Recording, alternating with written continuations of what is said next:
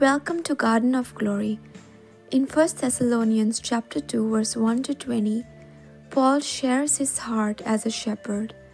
He reminds the believers of how gently and sincerely he served them, urging them to live lives worthy of God and expressing his deep longing to see them again. थेसलोनिकरांक पयलें पत्र ओवेस्फोर 2 ओळी 1 ते 20. थेसलोनिकेन पावलूचो वावर.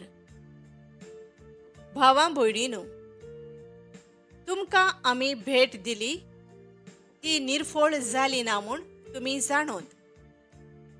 तुमचेशी पावचे आदीं फिलिपी शारांत आमकां त्रास दिवचे दिवन कसले ओकमान केले ते तुमी जाणोत. देवाचें शुभ वर्तमान तुमकां पोरगोटूंक खूब आडकोळींक आमकां फुडो करचो पडलो, पूण ही पोरगोटणी करूंक आमच्या देवान आमकां धीर दिलो. आमी तुमकां उलो मारला जाल्यार स्वताची वाट आमी सोडली म्हूण न्हय, कसल्याच भुरशेपणाक लागून न्हय, तुमकां फसोवच्या मोनानूय न्हय. परतें जाल्यार शुभ वर्तमान आमचे आदीन करूंक देवाक बरें दिसलें देखून आमी ताचो निरोप दिता. आनी मनशांक न्हय पूण आमची काळजां तपासता त्या देवाक मानूंक आमचो एकूच हेतू. आमचें उलोवप केन्नाच फुसलावणेचें जालें ना म्हूण तुमी भेस बरी जाणोत. हो काळजांत दुडवांची कसलीच आशा धरून आमी उलोवंक ना हाचो गोवाय देव. क्रिस्ताचे धर्मदूत जावनूय तुमचेर आमचो भार घालूंक आमच्यान जातालें खरें, तरी आमी मनशांकडचो मान जोडूंक सोदूंक ना, जावं तुमचे कडचो जावं हेरांकडचो.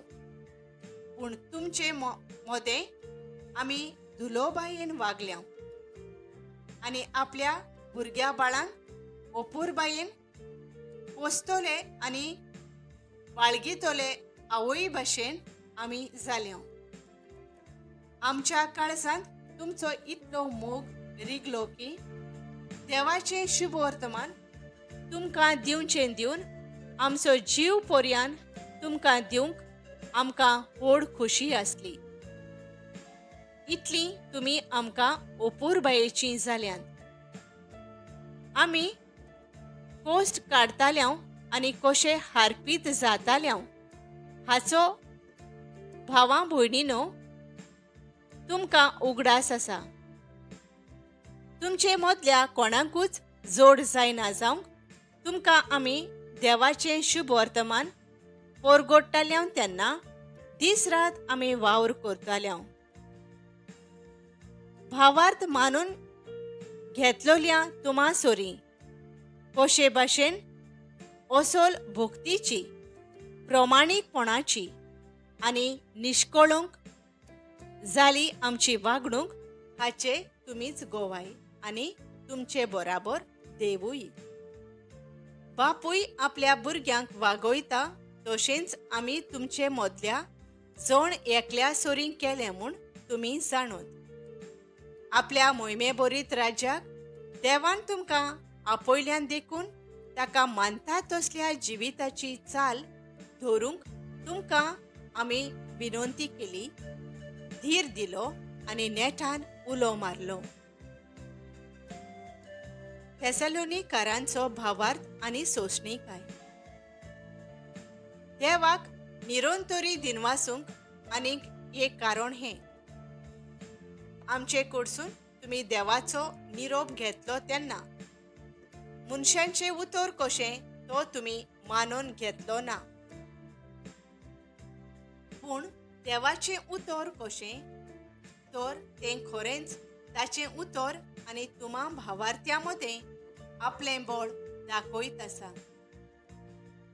भावां भयणीनो, जेजू क्रिस्ताच्या एकचारान जुदेयांत आसलेल्या पवित्र सोबांक घडलां तें तुमकांय घडलां.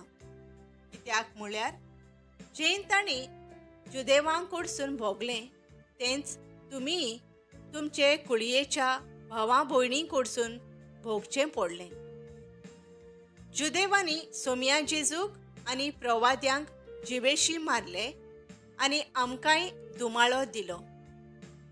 हीं तांचीं कर्तुबां देवाक कशीच भाशेन मानोनात.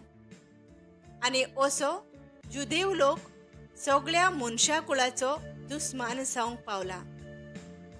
विदेशांक तारण दिवपी देवाचो संदेश पोरगुटूंक आमकां हो लोक आडायता. हे भाशेन सगळ्या तांच्या पातकांचें माप भरोन आयलां. शेवटाक देवाचो क्रोध तांचेर देंवून आयला. पावलू थेसलोनिकारांक नव्यान पळोवंक आशेता. तर भावां भयणीनो, आमी थोडोच वेळ तुमचे थावन पयस आसल्यां तेन्ना काळजान न्हय पूण फकत तुमचे नोदरे थावन पयस जाता तितले बेगीन तुमकां तोंडा तोंडी पळोवंक कितले म्हूण आमी आशेताले. तुमकां भेट दिवंक जायते आमी प्रयत्न केले. हांवें पावलून कमी जाल्यार 2 फावटी तरी अशें प्रयत्न केले, पूण सैतानान म्हाका आडायलो. आमचो भरवासो आनी आमचो संतोश कोण दिसता तुमकां? आनी जेजू आमचो सोमी येतलो तेन्ना ताचे मुखार आमचे व्हडविकेचो मुकूट कोण? तुमीच न्हय ती? खरेंच आमचो अभिमान आनी आमचो संतोष तुमीच. Paul's ministry was marked by courage, integrity, and tenderness. He did not seek praise or profit, but shared the gospel with sincerity, even amid opposition. He cared for the crown of rejoicing in the presence of Jesus at his coming. Paul reminds us that ministry flows from love, not from seeking approval, but from serving with a pure heart. He celebrates how the Thessalonians welcomed the Word of God even amid suffering and stood firm in faith. This passage invites us to love and encourage one another, to persevere through trials, and to remember that every act done for Christ is never in vain. Let us pray. Gracious Father, thank you for the example of Paul's selfless love and the steadfast faith of the Thessalonians.